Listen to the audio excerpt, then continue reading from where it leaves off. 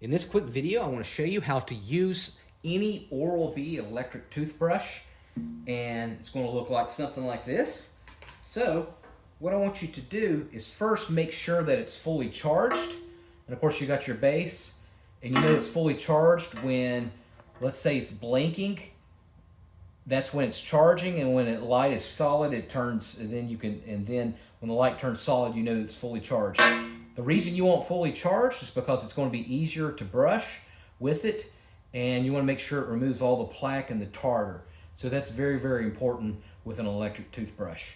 All right, so once it's fully charged, and I got a set of teeth right here to demonstrate, what you're going to do is, I like to go in the direction of the tops first. So I'll go on the bottom jaw top like this, and then I'll go on the tops of the top jaw like that. All right, and the next way I'll go on the edges, on the sides, on the outside like this. I'll go, and I start from the center and I go all the way around, and then I'll go all the way there, and then I'll go to the bottom, and I'll show you technique in a second. But I'll start in the center, I'll go all the way around, and then I'll turn my brush around and go here.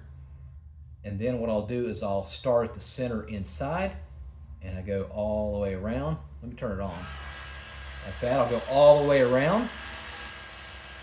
And you can also cup where the wisdom tooth would be. You can cup around like that. And all the way around.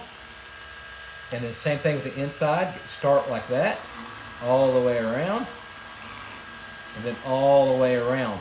And the great thing about Oral-B is it's got that patented oscillating round thing that cups each individual tooth, which I love. Now, you don't want to put force into it, and you do not want to do any movement action yourself. You want to let the electric toothbrush do all the work. All right, and so you're going to let it just sit at a 45-degree angle like this, and you're just going to slowly move like this. 45-degree angle, all right? And then you're going to turn it like that, 45-degree angle. 45-degree angle like that.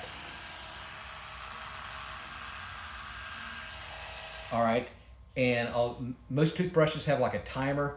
So basically you're supposed to do one side, it'll beep, and then you go to the other side. Ignore that. I've ignored it for 15 years. I don't listen to when it stops and starts and it beeps. I go by feel. I go by how long it takes me to feel comfortable to go through one side. So just completely ignore it. If it stops, just start it back again.